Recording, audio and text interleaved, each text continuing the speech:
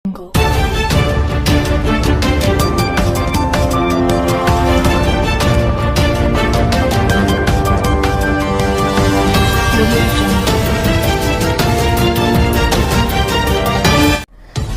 ವೀಕ್ಷಕರೇ, ಸಿಡಿಲು ಗುಡುಗು ಸುದ್ದಿವಾಹಿನಿಗೆ ಸ್ವಾಗತ. ವಿಜಯನಗರ ಜಿಲ್ಲೆ ಹರಪನಹಳ್ಳಿ ತಾಲೂಕು ಕರ್ನಾಟಕ ದಲಿತ ಸಂಘರ್ಷ ಸಮಿತಿ ಹರಪನಹಳ್ಳಿ ತಾಲೂಕು ಮಾದಿಗ ಯುವ ಘಟಕದ ವತಿಯಿಂದ 208ನೇ ವರ್ಷದ ಭೀಮಾ ಕೋರೆಗಾಂವ್ ವಿಜಯೋತ್ಸವವನ್ನು ಆಚರಿಸಲಾಯಿತು. ಈ ಕಾರ್ಯಕ್ರಮದಲ್ಲಿ ದಲಿತ ಸಮಾಜದ ಅಧ್ಯಕ್ಷರಾದ ವಾಸುದೇವ್, ಸಾಹಿತ್ಯಗಾರರಾದ ಇಸ್ಮಾಯಿಲ್ ಎಲೆಗಾರ್, ಪತ್ರಿಕೋದ್ಯಮ ಅಧ್ಯಕ್ಷರಾದ ನಾಗರಾಜ್, ಕಾಂಗ್ರೆಸ್ ಮುಖಂಡರಾದ ಪೂಜಾರ್ ಶಶಿಧರ್, ನಗರಸಭೆಯ ಸದಸ್ಯರಾದ ಜಾಕೀರ್ ಹುಸೇನ್, ಇನ್ನೂ ಹಲವಾರು ಮುಖಂಡರು ಕಾರ್ಯಕರ್ತರು ಉಪಸ್ಥಿತರಿದ್ದರು. ಸಂಘರ್ಷ ಸಮಿತಿ ಭೀಮವಾದ ಹರಪನಹಳ್ಳಿ ತಾಲೂಕು ಸಮಿತಿ ಹಾಗೂ ಹರಪನಹಳ್ಳಿ ತಾಲೂಕು ಮಾದಿಗ ಯುವ ಘಟಕ ವತಿಯಿಂದ 2008ನೇ ವರ್ಷದ ಭೀಮಾ ಕೋರೆಗಾಂವ್ ವಿಜಯೋತ್ಸವದ ಈ ಕಾರ್ಯಕ್ರಮದಲ್ಲಿ ಪಾಲ್ಗೊಂಡಿರುವಂತಹ ಎಲ್ಲ ನನ್ನ ಸಂಗಾತಿಗಳೇ, ಗೆಳೆಯರೇ, ಇದು ನಿಜವಾಗಲೂ ಒಂದು ವಿಜಯೋತ್ಸವದ ದಿನ. ಅಂಬೇಡ್ಕರ್ ಅವರು ಅಂತಿಮ ಕಾಲದವರೆಗೂ ಈ ದಿನ ಅವರೊಂದಿಗೆ ನೂರಾರು ಜನ, ಸಾವಿರಾರು ಜನ ಈ ವಿಜಯೋತ್ಸವ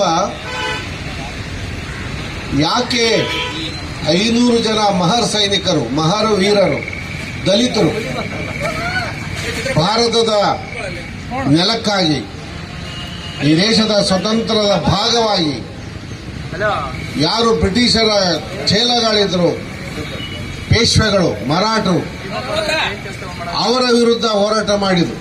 ಸಾಮಾನ್ಯದ ಯುದ್ಧ ಅಲ್ಲ ಇದು, ಅಸಾಮಾನ್ಯ ಯುದ್ಧ ಇದು. 28,000 ಜನ ಪೇಶ್ವೆಗಳ ಎದುರು 500 ಜನ ದಲಿತ ಸೈನಿಕರು ಈ ನೆಲಕ್ಕಾಗಿ ಹೋರಾಟ ಮಾಡಿ ಪ್ರಾಣ ತ್ಯಾಗ ಮಾಡಿದ್ದಾರೆ ಅಂತ ಹೇಳಿದ್ರೆ, ಇದು ಕೇವಲ ಕೋರೆಗಾಂವ್ ದಲಿತರ ಪಾಲಿಗೆ ವಿಜಯೋತ್ಸವ ಮಾತ್ರ ಅಲ್ಲ, ಈ ನೆಲದಲ್ಲಿ ಹುಟ್ಟಿದ ಪ್ರತಿಯೊಂದು ಜನಾಂಗವೂ ಕೂಡ ಕಣ್ತೆಯ್ಯಬೇಕಾಗಿದೆ. ಈ ಭೀಮಾ ಕೋರೆಗಾಂವದಲ್ಲಿ ಅಂಬೇಡ್ಕರ್ ಅವರು ಯಾಕೆ ಈ ನೆಲಕ್ಕೆ ವಿಜಯೋತ್ಸವ ಅಂತ ಕರೆಯೋದಂದ್ರೆ, 28,000 ಜನ ವಿರೋಧಿಗಳನ್ನ 500 ಜನ ಎದುರು ಹಾಕೊಂಡು ಈ ನೆಲಕ್ಕಾಗಿ ಪ್ರಾಣ ತ್ಯಾಗ ಮಾಡಿದ ಈ ಸಂದರ್ಭ, ಈ ಗಳಿಗೆ ಇದೆಯಲ್ಲ, ಅದು ನಿಜವಾಗಲೂ ಭಾರತ ದೇಶದ ಎಲ್ಲ ಜನರಿಗೆ, ಭಾರತೀಯರಿಗೆ ಇದು ನಮಗೆ ಭೀಮಾ ಕೋರೆಗಾಂವ್ ಅನ್ನುವಂಥದ್ದು ವಿಜಯೋತ್ಸವ ದಿನವಾಗಿದೆ. ಈ ನಮ್ಮ ಮಧ್ಯೆ ಕೆಲವು ಮಧ್ಯವರ್ತಿಗಳು ಕೆಲಸ ಮಾಡ್ತಾರೆ. ಅದು ಕಿತ್ತೂರಾಣಿ ಚೆನ್ನಮ್ಮನ ಕಾಲದಲ್ಲೇ ಆಗ್ಬೋದು, ಟಿಪ್ಪು ಸುಲ್ತಾನ ಕಾಲದಲ್ಲೇ ಆಗ್ಬೋದು, ರಾಜರ ನಡುವೆ ಆಗ್ಬೋದು, ಸಮುದಾಯಗಳ ನಡುವೆ ಆಗ್ಬೋದು. ಏಕತೆಗಾಗಿ ಹೋರಾಟ ಮಾಡುವ ನಾವು ನಮ್ಮೊಳಗೆ ಬಿರುಕು ಬಿಡುವ ಹಾಗೆ ಕೆಲವರು ಕೆಲಸ ಮಾಡ್ತಾರೆ.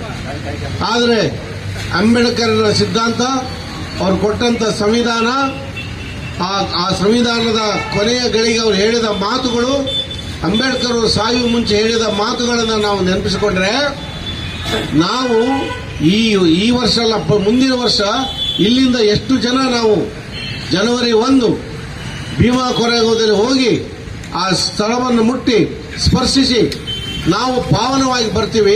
ಅದು ನಿಜವಾದ ಮತ್ತೊಂದು ವಿಜಯೋತ್ಸವಕ್ಕೆ ನಾವು ನಾಂದಿ ಹಾಡಿದಂಗಾಗ್ತದೆ.